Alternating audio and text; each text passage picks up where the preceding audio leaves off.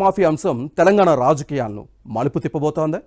దీనిపై ముఖ్యమంత్రి Revanth Reddy, BRS MLA Harish Rao విసురుకున్న రాజీనామాల సవాళ్లు మరోసారి తెరపైకి రానున్నాయా? ఆ ఇద్దరు నేతల మధ్య అప్పర్ హ్యాండ్ పాలిటిక్స్ పీక్స్కు చేరుకున్నాయా? అప్పట్లో జరిగిన మాటల యుద్ధం చేతలకు దారి తీయనుందా? హరీష్ రావు సవాల్పై కాంగ్రెస్ నేతలు ఏమంటున్నారు? బీఆర్ఎస్ నాయకుల వాదనలేంటి? ఇన్సైడ్ స్టోరీలో చూద్దాం.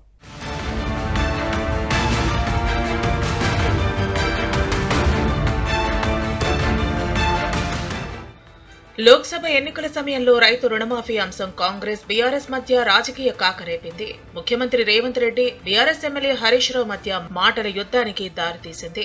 పరస్పర సవాళ్లతో పొలిటికల్ హీట్ పెంచి పీక్స్ కు తీసుకువెళ్లింది.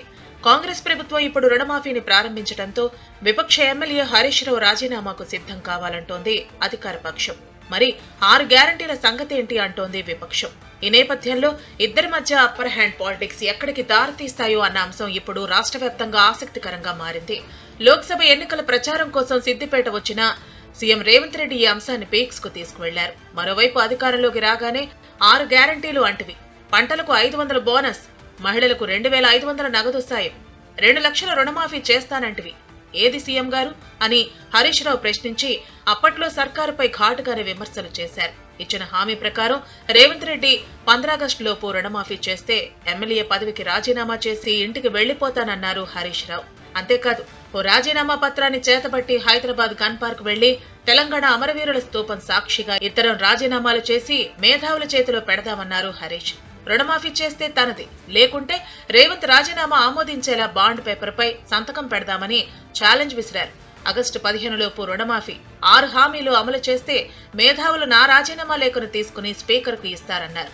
అమలు చేయకపోతే మీ రాజీనామా లేఖను గవర్నర్కి ఇస్తా, మీరు సిద్ధమా అని ప్రశ్నించారు హరీష్ రావు. ఇక ముఖ్యమంత్రి రేవంత్ రెడ్డి కూడా గెట్ రెడీ ఫర్ రిజైన్ అంటూ ప్రతి సవాల్ చేశారు. అప్పట్లో ఎన్నికల ప్రచారం కోసం ఎక్కడికి వెళ్లినా అక్కడి దేవుళ్లపై ఒట్టు పెడుతూ 15 ఆగస్టులోపు రుణమాఫీ చేసి తీర్తానంటూ ప్రమాణం కూడా చేశారు రేవంత్ రెడ్డి.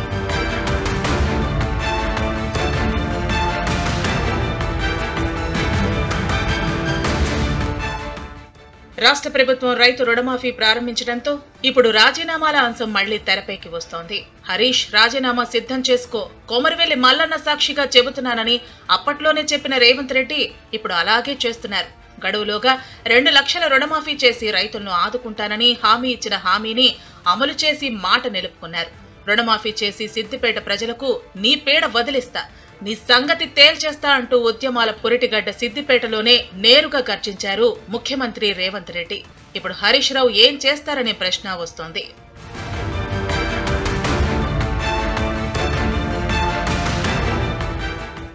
మరోవైపు ముందుగా వ్యవసాయ రుణమాఫీ చుట్టూనే సవాల్ ఉన్నప్పటికీ కాంగ్రెస్ 6 హామీలతో ముడిపెట్టారు హరీష్ రావు.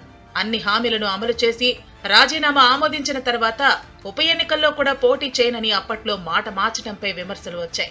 పలాయనవాదం అందుకున్నారని కామెంట్స్ వినిపించాయి. మొత్తానికి కాంగ్రెస్ ప్రభుత్వం రైతులకు రుణమాఫీ అమలు చేస్తున్న సమయంలో హరీష్ రాజీనామాకు సిద్ధం కావాలని హస్తం నేతలు డిమాండ్ చేస్తున్నారు. ఇదే సమయంలో రాజీనామాలు చేసి ఉప ఎన్నికల్లో గెలవటం తమకు కొత్తేమీ కాదంటున్నారు బీఆర్ఎస్ లీడర్స్.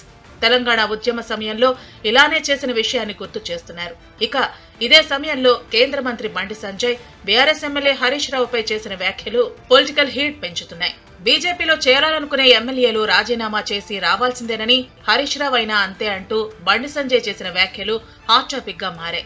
ఈ నేపథ్యంలో హరీష్ రావు రాజీనామా చేసి భవిష్యత్ రాజకీయ మార్గాన్ని ఎంచుకుంటారా అనే చర్చ కూడా సాగుతోంది.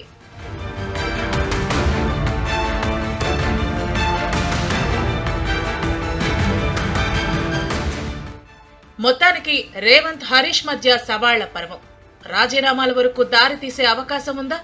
ఇద్దరి మధ్య అప్పర్ హ్యాండ్ పాలిటిక్స్ ఏ దశకు చేరుకుంటాయి?